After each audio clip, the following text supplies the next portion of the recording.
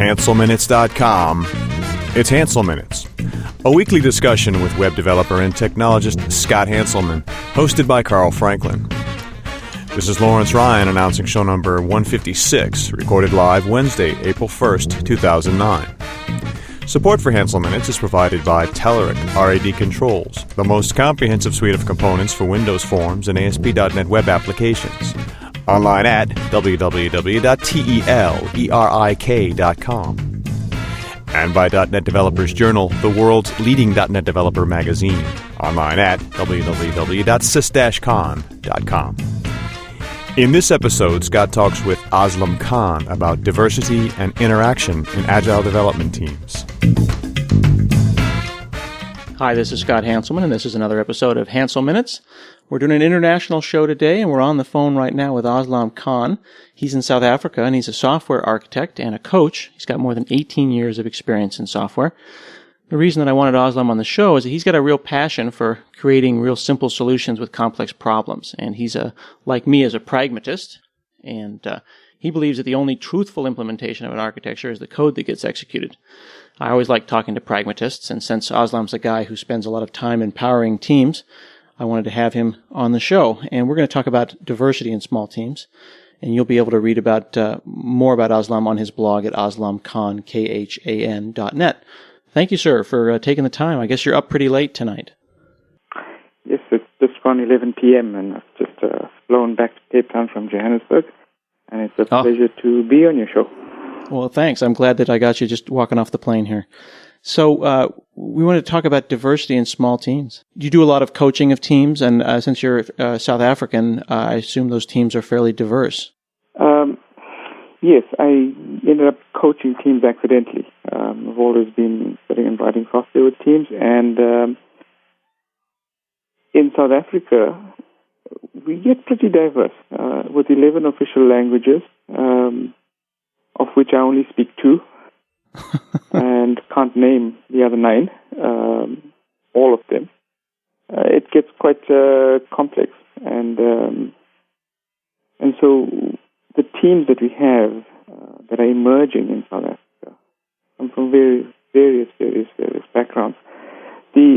Originally, I think that before the dismantlement of apartheid, we had very, very homogeneous teams. We didn't have a large working black population, and the cultures that come with the black population has changed the dynamics of our teams. Mm-hmm. And you're living in an environment where it was not long ago when things were dramatically different. In the States, we can say that it's been at least 40 years, maybe 50, depending on when you think things started to turn around. Since things were very bad, things were significantly bad in your lifetime, and even in the lifetime of your teenage kids, I understand. It has been very, very recent, and sometimes I think we forget how recent it has actually been. And so much has happened since 1994.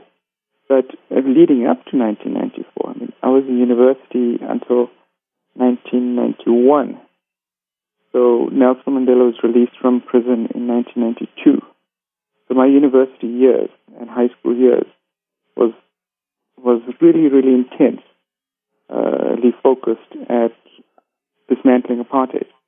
Mm-hmm. It happened in 1992, and it's such a distinct difference in attitude, in the way we live life in South Africa, mm-hmm. Pre-1994 and post-1994. The feeling of liberation in 1994 was probably the most amazing experience I've ever had in my life, and I think to date it is the single moment in my life where I actually felt that there's a possibility that us as a human species can actually shed differences and live as one. We spent 9 hours standing in a queue in a not so great part of Johannesburg in 1994, and it was a single day where there was complete peace, complete harmony amongst every single person that was standing there. It was amazing, and now I think we're facing different challenges and different ways of dealing with some of the issues that we have, and it was completely different from what it was before. 1994 changed everyone's life.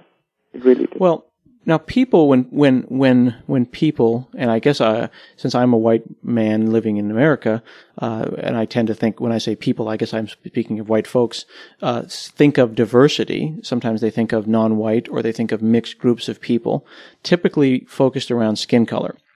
After 2001, in the States, diversity became a little bit more of an expansive term to mean also people of various religions, and I think that certainly when people sit down and think about what diversity is, it's everything from it could be hair color and style, it could be religion, it could be disability, it could be anything. Are people in South Africa still focused on color, or is it more about culture, or is it more about finances? It doesn't matter what color you are; it matters how much money you have. It's changing, Scott. I think in South Africa, because we have a previous dispensation where it was law, it was decreed that people will live separately. It was imposed upon you. You can't shed that in 15 years and not think about people in non-racial lines. So I think it's an easy stereotype that you converge on when you describe people and you categorize people. Take it on color boundaries. But I think when you scratch beneath the surface, it is not so much about color. It is a lot more about culture.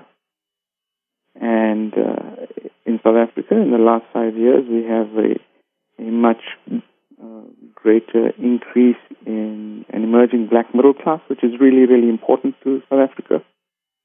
And so financial position and economic status suddenly introduces more diversity. You're extremely conscious about gender equality.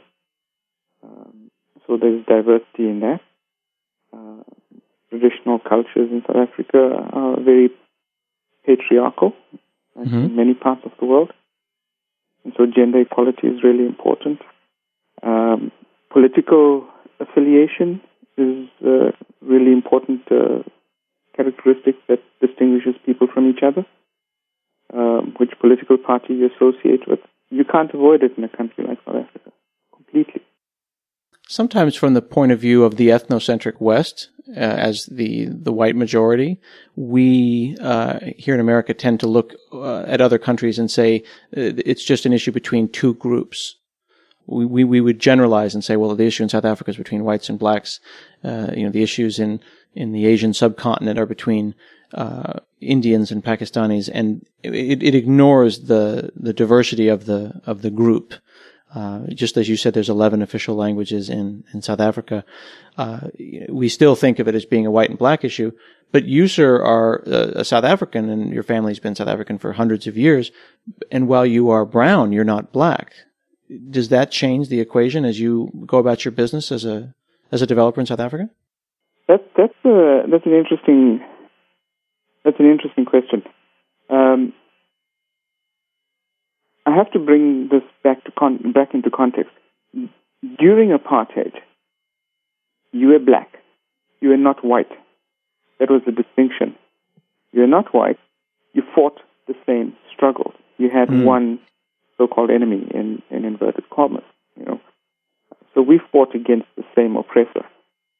Black, African South African, Indian South African, colored South African. So I must make a distinction. Colored in South Africa is not necessarily how you... Right, so when you say, when South Africans say colored, they don't mean any disrespect as it was used in the States. They mean mixed, what we call mixed people. So my sons are mixed, we would call them in the States, or interracial or biracial. They would be called colored in South Africa without any meanness meant in the statement. No, none at all. It's children of an interracial marriage. So that is what we mean by colored. So people that were not white, we fought the same struggles. We had the same challenges. And when you worked in that type of environment, you almost invariably reported to a white superior, and that was the context in which you worked. When you come to post-apartheid South Africa, you're struggling to find your own individual identity, because suddenly there is no single person, a single category of people that is oppressing you.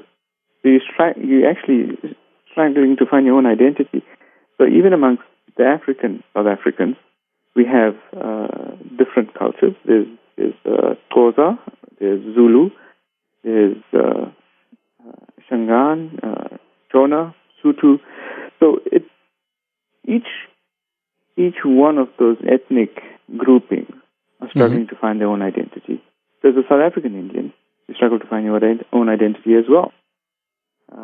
Because my identity is not India. It is not that at all. I've never been there. My great-grandfather or grandfather was from there, and it's completely different for me. I have my origins in South Africa. And so working in South Africa, as an Indian, you look for your own identity, and you're fighting a different battle completely. Right. You're no more attached to India than I am to Scotland of the 1700s. Exactly. I have no passion for it. I'd love to visit the place. Yeah, of course. My mother knows exactly the village where her father came from. She's been there. I have no passion to go there. Right. I would like to go there. It's just of interest and family history. The difference, of course, is that I can look at you and make an assumption, make a judgment of where you're from. And since I don't have a kilt and red hair and freckles, people can't look at me and say, your people are from Scotland. So there are all of these initial assumptions when someone shows up on a team. Here in the States, we work on very, very diverse teams. And if I join up with a group of different software developers, I may see two individuals and not be able to tell that one is Indian, one is Pakistani, and maybe they wouldn't be friends because of some particular reason that I can't understand as an American. But I need to think about that as a team manager. But at the same time, I don't want to focus on it because it's not what we're here for. We're here to write software. When you have all of those complexities, how do you get coherence in a team when there's so much underlying history? I'll touch on that now, but I think that not knowing, I can look at people of Indian origin and I can tell you that this person is most probably Hindu and this person is most probably Tamil and that one is most probably Pakistani. Because I'm familiar with the subtleties and differences, the subtle differences between those people. So it might just be an exposure issue. Sure. I might just not be familiar with it, you know. There are some groups that you can't do that with, but I hear what you're saying. I mean, someone might say all Asians look alike, but if they spend time with them, they may find it very easy to tell what country someone comes from. But in all of these things, one makes an assumption, and one cannot be 100% right. You know what I'm saying? Yes. There was an interesting experiment in the States here recently when someone put out resumes with traditionally white names and then the identical resume with traditionally African-American names. Names that would be, like John Smith on one side and, Levante Jackson on the other side, and see if they would make a difference just based entirely on assumption around naming. And this is a very common thing it's happening in Iraq right now. People can tell whether you're Sunni or Shia based on your last name. So absolutely. This is a worldwide thing. There's being able to look at you and tell by your facial structure, or assume by your facial structure, by your last name, by the way your accent is. All of these things causes initial assumptions to be made, which color, no pun intended, our interactions with individuals. I 100% agree with you. Is that and those are early stereotypes that we make. Coming back to how we deal with this in a team environment. So I've been through last year and the year before that, 2008, 2007, I went through quite a challenging experience working on a project that was 2 years long. And in that project, I had experienced the most extreme conflicts between people that I've ever had in my entire life. To the point where I had people calling each other, leveraging really strong statements to the extent of things like calling someone a white supremacist. In a work environment, this is happening. In a work environment, in an open meeting, so really, really strong statements that cut really deep, really close to the bone. So it and we had a huge turnaround of staff. You can just imagine people just breaking down. The spirit of people with just being crushed, and for the first time in South Africa, working with South Africans, there was not a single person outside of South Africa in that team. The first time I felt as if I knew nobody. I never understood a single bit about their culture and about what made them tick in that project, and it bothered me a lot, and it was only towards the end of that project, towards the end of my stay in that project, that I started thinking about what caused all of these things. And some of the things that came through my mind was that we just did not take the time out to understand each other. We just created this tiny little universe, that was isolated from the rest of the world. We came into this project and we felt that, wow, we're going to do this whole thing with the agile way of doing it and create a team value system and everyone will adopt it. And I sat back and thought about it later on, and I realized that it is not so easy to create a team value system. Well, how do you create a value system for a team? And I started thinking about how we bootstrap the team. And we did the typical thing. When we were recruiting for this team, we did the typical thing. We described what we wanted out of an individual. So, the typical stuff, the uber geek, must know this language and must be enthusiastic, self-starter, good leader. And right at the end, we always put down something that says, must be a team player. Mm-hmm. So we described this individual and we're asking them to be part of this team.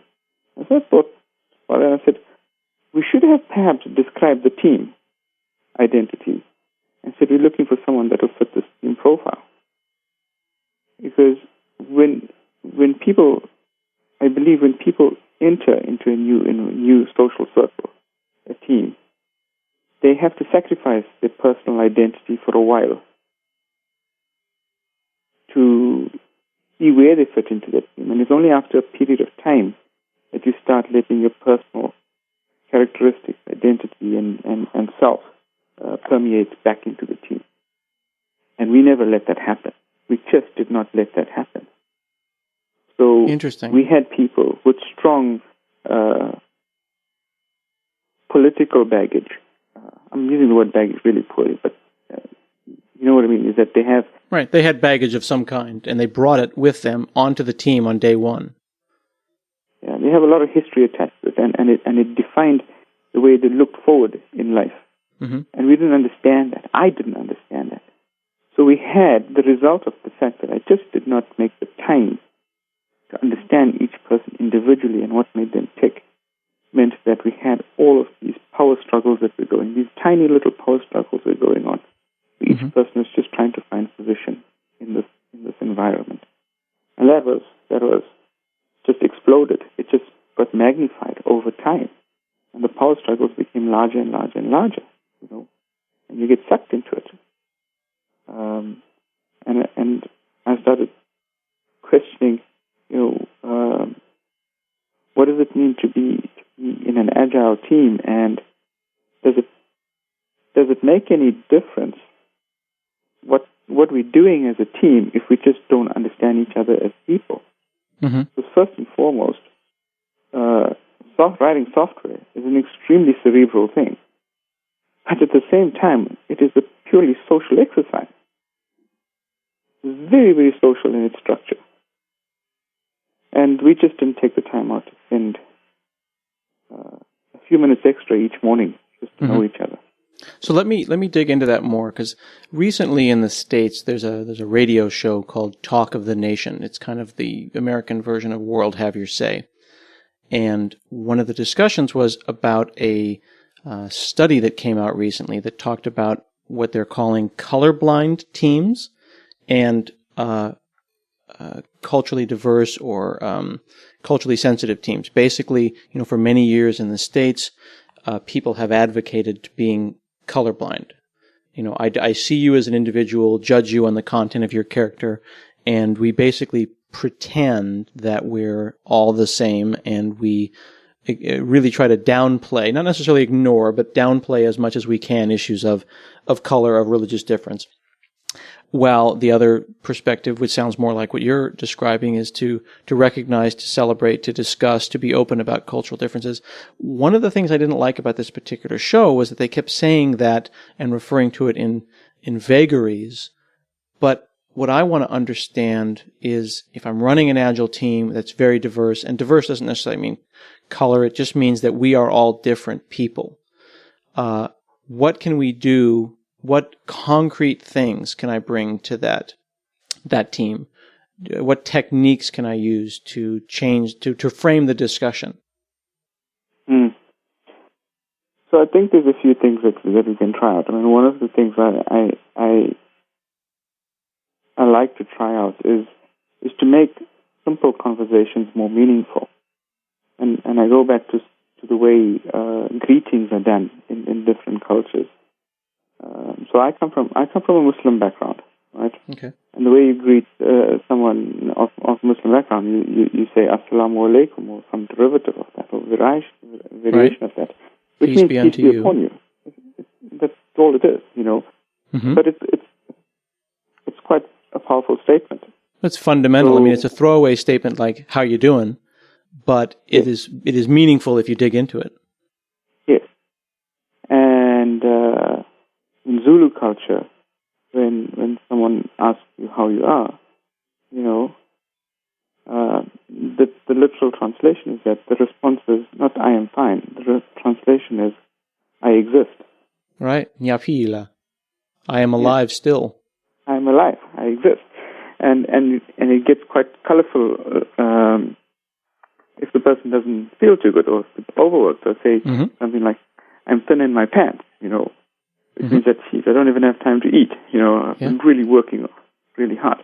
So in conversation, I would like people to explain a little bit more about how they really mean, because the water cooler passing in the corridor type of "Hey Bob, how are you?" "I'm fine." Just carry on walking. It's a meaningless engagement. It's completely meaningless. Right. But maybe not to other people, I say. Yes. So if people just took time out to say a little bit more about, this is how I really feel. It's interesting. A friend of ours who is from Swaziland is now living in France.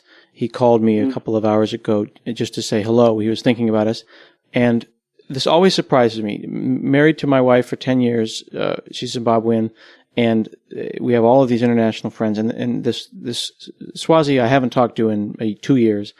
"How are you doing?" First sentence. Second sentence, "How are your parents?" He met my parents 8 years ago, 10 years ago at our wedding, but that's just such a South African thing to do. How are your parents? How are they keeping? I mean, he remembers brothers and sisters-in-laws and cousins, and how are they? And the "how are you doing" throwaway statement that Americans typically use. How are you doing, when I don't really want to know the answer. If the answer is not fine, then just tell me you're fine and we'll move on. Is almost a ceremonial reverence that happens in African cultures around something as simple as "how are you doing." He sincerely wants to know how my parents are doing. You're right. It is not uncommon. And it comes from the fact that the atomic unit in South African society is still the family, and not the individual. So when you think about someone and you interact with someone, you interact with them and the entire family. I listened to your show where you did your interview with a few people in South Africa, including your wife, and you spoke a little bit about the elders in her family and the respect that was offered to them and things like that. And the family is still the unit in society and not the individual, and that makes a big difference. That is why we still ask, "How is your family?" etc. But it also creates more meaningful understanding of the person. You're actually bringing part of the person's life outside the work environment into the work environment. If you do something like that, and when I think about working in a team, it's like working in a drum. And what is the ceiling? It's the lid of the drum. But when people come into a work environment, they walk in every morning, you have no idea whether they've had a bad traffic day, a sick child at home, or they're worried about something else. And that could affect their performance. It could affect the behavior. And we have no idea about that. And so we have to bridge that in some way. And I think that simple conversations that are meaningful, we do that. It doesn't mean you've got to sit down and spend 15 minutes with the person. It's just a few choice questions that you can ask, and very politely. I think it makes a huge difference. Hi, it's Scott here from Another Place and Time. I hope you're enjoying the show so far. I apologize for interrupting it, but I wanted to let you know that assembling a podcast like this every week isn't free. Certainly the bandwidth bill crushes us every month, so I want to let you know that this show is sponsored by Telerik. They make the show possible, and they make some pretty cool products as well. For example, if you're trying to build a Web 2.0 Ajax application, trying to use the Web 1.0 components, it's kind of difficult. You got to get the next-gen stuff if you want to build the next-gen websites, and that's exactly what the folks at Telerik have got in their new upcoming product, which is codenamed Rad Controls Prometheus. It's a big pack of web controls built entirely on top of the Microsoft ASP.NET Ajax stuff that you already understand. It's going to give you a lot of performance and interactivity on your next project. They mirror the ASP.NET Ajax API, so the development's really straightforward. Client scripts are shared, loading time is pretty fast. You set a couple of properties, you can even bind to web services for a really efficient operation. The new RAD editor for ASP.NET Ajax loads up to 4 times faster than before, and the RAD grid will do thousands of records in milliseconds. But of course, it's better to try these things for yourself, so you can visit telerik.com/ASP.NET Ajax and download a trial. Thanks a lot for listening, and we'll get right back to the show. So bringing that back to the concrete, I'm hearing you say that I'm kind of paraphrasing and adding a little color of my own, that we are such logical beings. This is such a hyper logical, almost dysfunctional thing of the making of software. We are asked as humans to almost to think like machines. I can see where if I was on a diverse team that had a large number of people that valued family, and I was the hey, how's it going? All right, let's get to work. Individual, that they could start to distrust me, feel that I didn't value the things that they valued. They might not be able to put their finger on it and say, it's because Scott's not asking me how my parents are. They may just have a sense of, I don't think he cares. Is that a fair thing to say? That's a very real possibility, because you just didn't take the time to understand how I feel. Mm-hmm. Very real possibility, and it could manifest beyond just finding out how the person is. The fact is that if you don't take the time out to understand the individual's value system, and the value system comes from the value system of their family, of their culture over decades and generations. Mm-hmm. So one of the things in South Africa, in a previous company that I worked at, the director used to call it Ubuntu time. Because this Ubuntu time is driving him crazy, because punctuality was not that important. So if you set a meeting for 10 a.m. and people walked in at 15 minutes past, it was actually okay. And it may be because walking to the meeting in the corridor, in the passage, they met someone and decided to have a conversation and then come in, So it manifests itself in so many different ways. That we have to become aware of these tiny little things that define our own value system.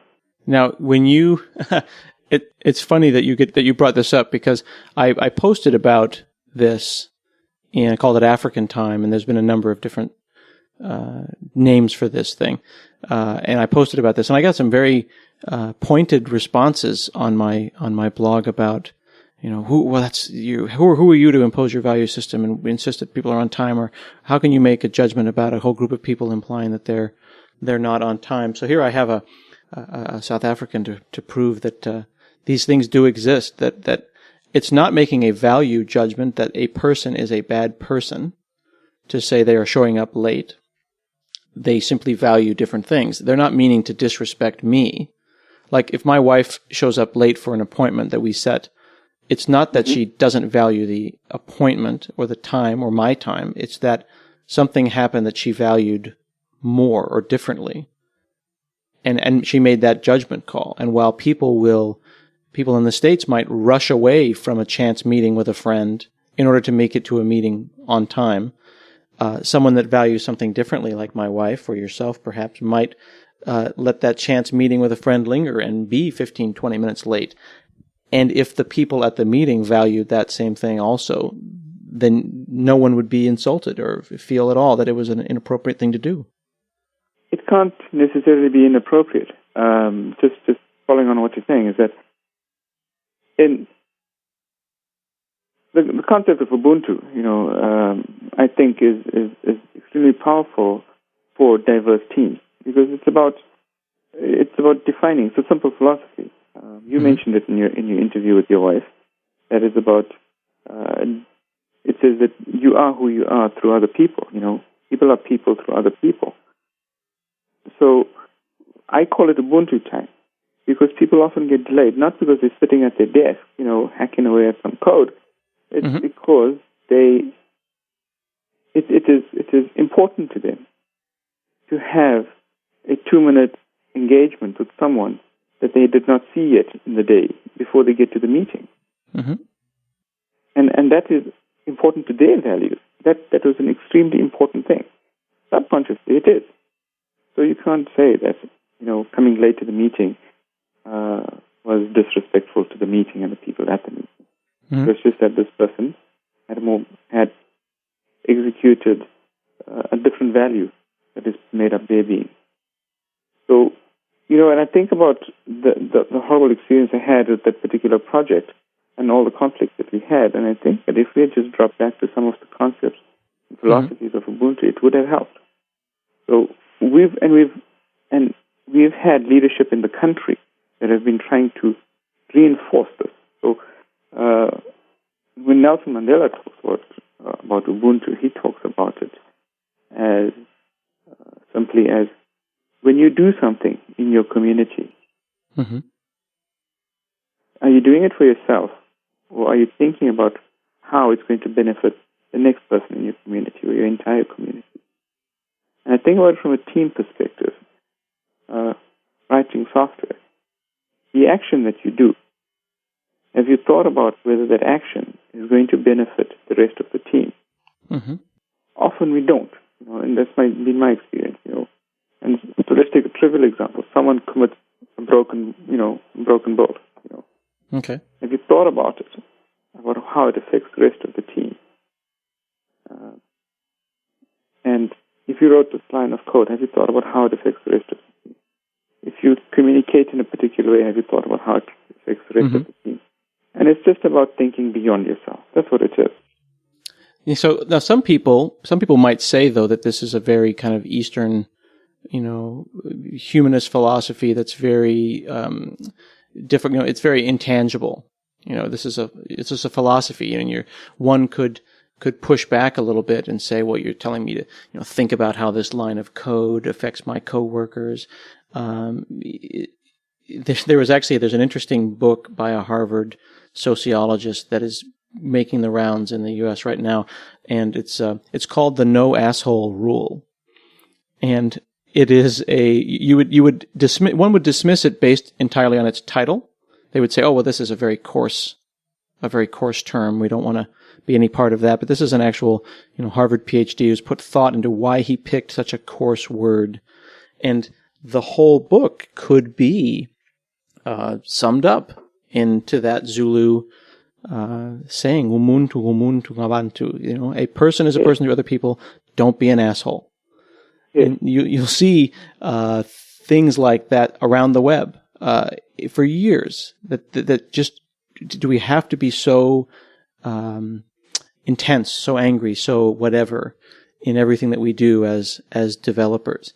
Is what we're describing and getting involved and getting along rather on diverse teams as simple as just try not to be a jerk and think about what you're doing? Is it that easy? You can break it down to be something as simple as that. but the impact it has is profound, because how do you execute not being a jerk is what is important. Just saying that not being a jerk is a simple statement. How do you not be a jerk is really important. And it's a really hard thing to do. Surprisingly hard. Defining a jerk, it varies between people, Yeah.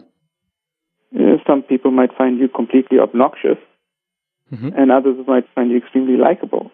And it's just because the criteria they're using to judge you are completely different. And that gets into the cultural context of, someone might say, wow, I really like how efficient Scotty is. He doesn't mince words. He gets right down to business. While someone who values something differently might say, wow, he's so cold. He has no interest in our daily life and all he thinks about is work. And that could elicit completely opposite results. How do you reconcile that? Does that mean we all need to change our behavior? Or does it just really mean that we all as a team need to temper our behavior and understand that maybe Scott acts that way because he is, here I am talking about myself in the third person, maybe this individual talks this way because that's what they value and I will not be offended as I ordinarily would be. It's just a matter of relaxing. I think when we impose individual value systems, when we really impose it on others, we start getting conflict because people don't tolerate imposition, having the will of someone else imposed upon them. And the way you get harmony is when you do make compromises. And it's the act of compromise that brings about that harmony. And you can't have compromise unless you understand the position that the person is coming from. You understand your own position. You have some reconciliation with that. And I'll take it back to lessons in South Africa again. I spoke about Nelson Mandela and how he describes Ubuntu. Then we have Archbishop Desmond Tutu, who describes Ubuntu as a way of respecting someone, regardless of what they have done in the past. And here's an amazing individual who chaired the Truth and Reconciliation Commission in South Africa, which was, I personally believe, was the instrument that prevented us from going into civil war, like the rest of Africa. And many people still think that the Truth and Reconciliation, the way that they ran the Truth and Reconciliation Commission, is the model for doing such things and needs to be done in other places. Yes. So we had. It was such a simple concept, but it came back to the same philosophy that we had closure and we had understanding. People could see who did what wrong to their family in the past, and it was just understanding what happened that people were able to reconcile and move on. And I think it's the same thing when you have conflicts in teams. You just need to actually just sit down and just hear the other person out and try to understand a little bit more about the motives that came from it. And a lot of the times, we live with a blame culture. We always want to blame someone else. A lot of the times, the issue is just that someone made a mistake. It's as simple as that. It was just an honest mistake that is now being blown out of proportion. And we have the blame culture, which detracts from accepting responsibility. And when we go into that blame mode, we don't think back to ourselves and say, "Oh, what am I doing wrong?" It's always someone else that's doing something wrong. And that comes back to the way Desmond Tutu describes Ubuntu and how it helps with the truth and reconciliation of the society. So it's not different. We see it. I mean, it's not an African thing. Mahatma Gandhi basically said the same thing. You got to measure your worth by what you've done to help the next person. It's the same ideas. And I think in software teams we don't do enough of that. We just sit down and we think about the technical challenges that we're facing. Yet we have to sit down and be social before we can solve problems together. Yeah, it really is a matter of being present and being conscious, and so much of interaction with people is without formal thought. It's just easier to let the interaction happen, and in those cases, you fall back on all of the things that define you as an individual. Are you going to respond to someone consciously, or are you going to let whatever pops out of your mouth happen? And I'm hearing you say, code consciously, be a member of the team that is present and aware. It doesn't necessarily mean tiptoe around differences with people, but approach them with an open mind and an understanding that they are not necessarily, or almost assuredly, coming at it at the same direction that you are. Tiptoeing around people becomes the extreme opposite, where you're actually walking on these eggshells, and it's about political correctness then, which is just as meaningless. Because you don't have to be offensive to people if you're trying to understand their position. It's the same example as coming late for a meeting. It's a similar thing. When you talk to someone and say, "But I didn't understand that Zulu people or Latinos or whoever it is did things like that." You may be doing a generalization or stereotyping, but it's not necessarily that you mean it in an offensive way. So you don't have to necessarily go to the other extreme of being extremely politically correct just to avoid the issues. You don't want to avoid the issues. You want to deal with the issue.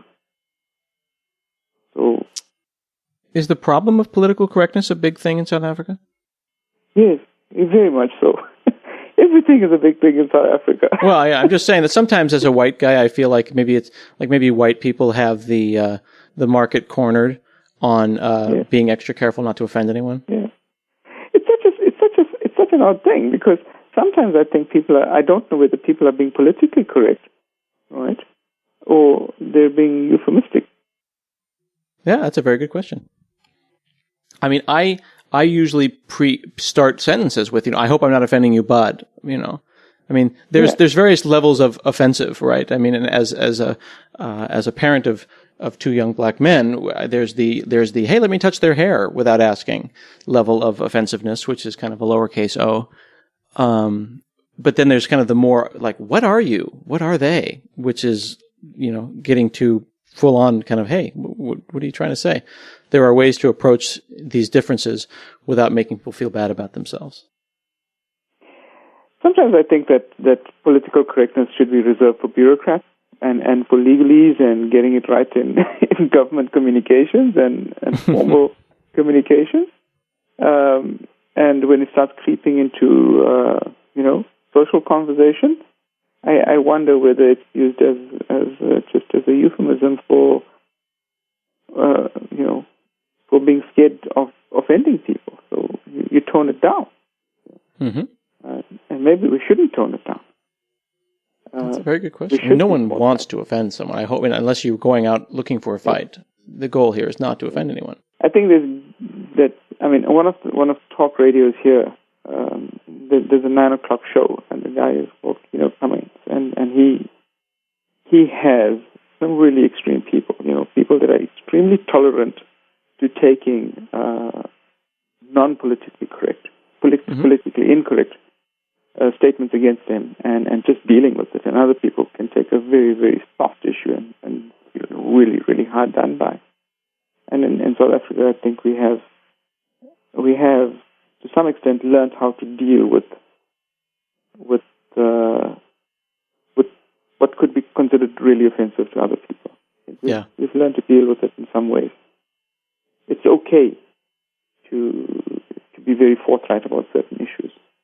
I don't think you can't. I don't think you can be subtle about some things in South Africa.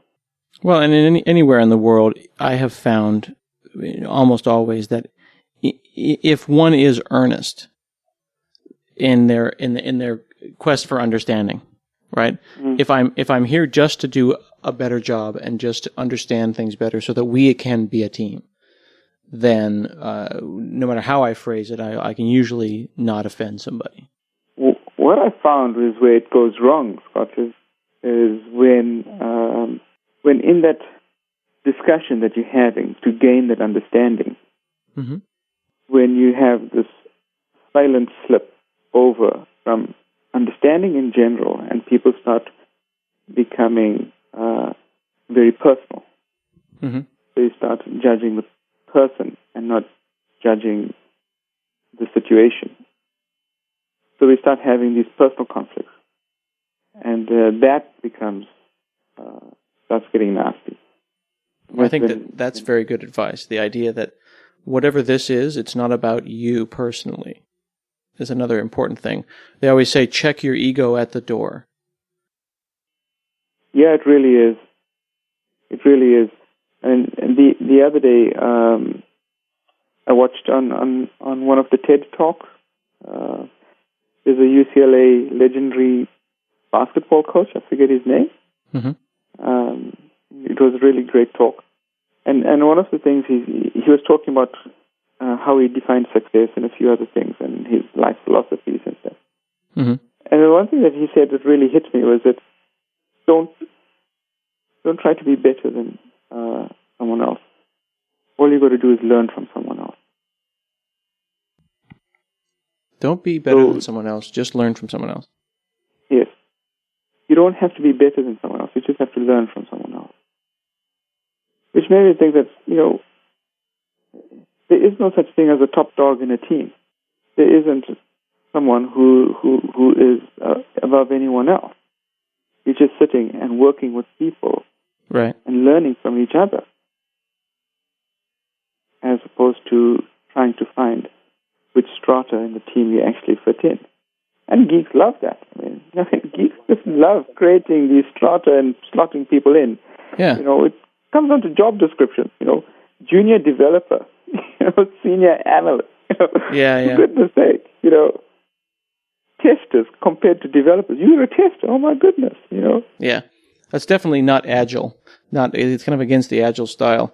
And I definitely have felt that I like to. I mean, even though one person might have 20 years experience and another person might have a year's experience. I've always kind of liked the two things that I think Jeff Atwood mentioned. That one was have a really strong opinion, but have it weakly held. Fight and know when to stop and say, oh, well, I guess you are right. And then move on. And then the other one was, we are all amateurs. No matter how much experience you've got, we're really all amateurs. This is a very young discipline, and we're all in this together.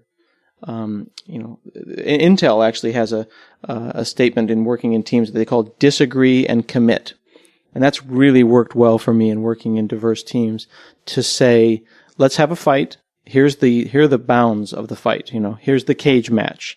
We're going to get in here. It's not personal. Let's fight it out.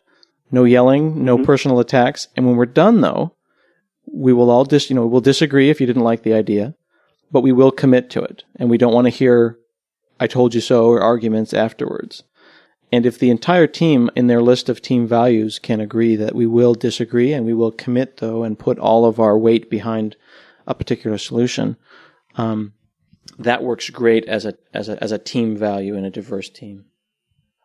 That's similar to one of the Toyota contradictions.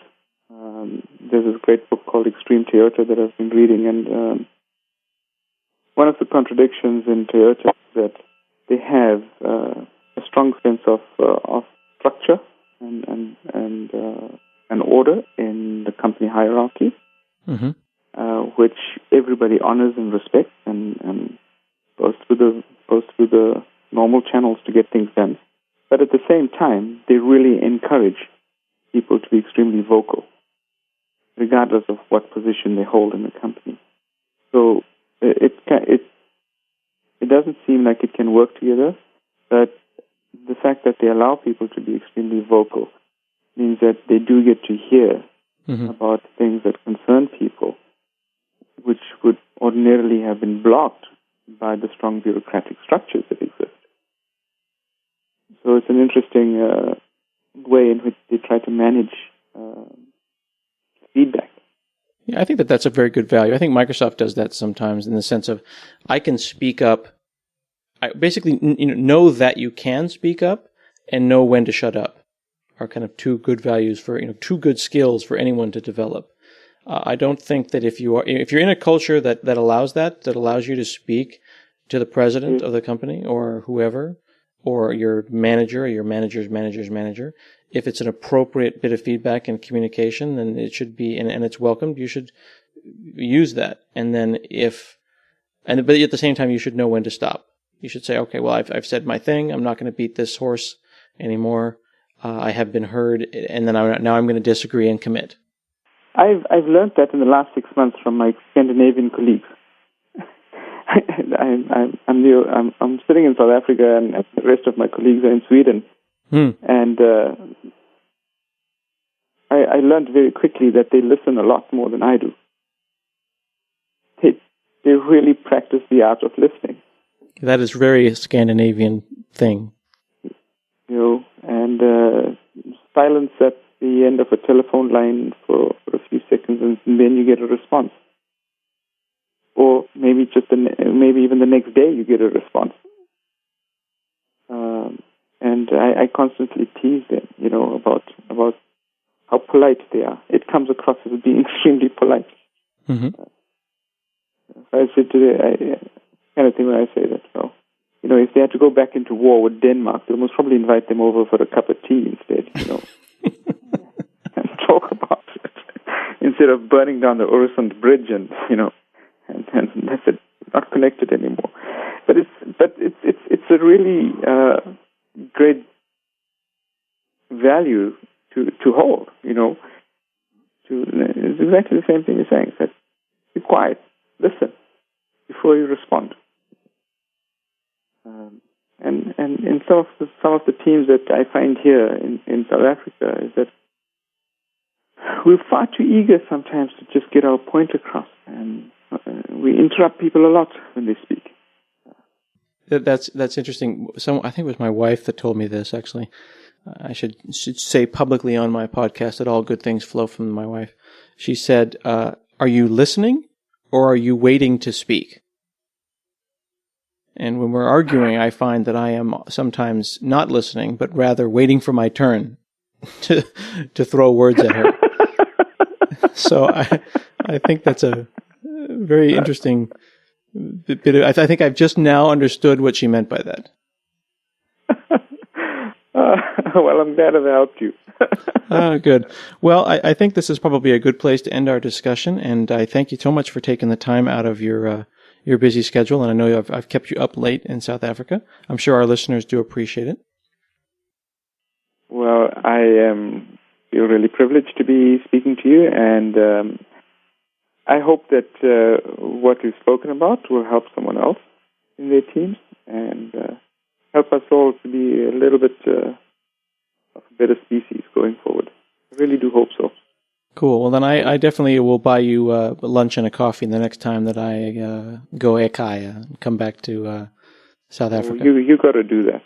You got to do that. You were in Cape Town in December, and I missed it. I don't know how that happened. Scandalous. I wouldn't have made it anyway. I had just come off a very long travel sprint, and you're working far too hard. Well, I had a horrible 2007, 2008. I was spending weekends in Cape Town with my family and living in Pretoria. Oh my goodness. Yeah. So I think I'm going to actually start a website now called flightmares.com.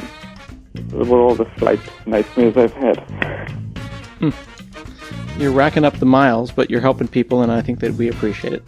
And folks can check out your blog at aslamkhan.net, and I will put all of those links up on the show notes. And this has been another episode of Hansel Minutes, and I'll see you again next week.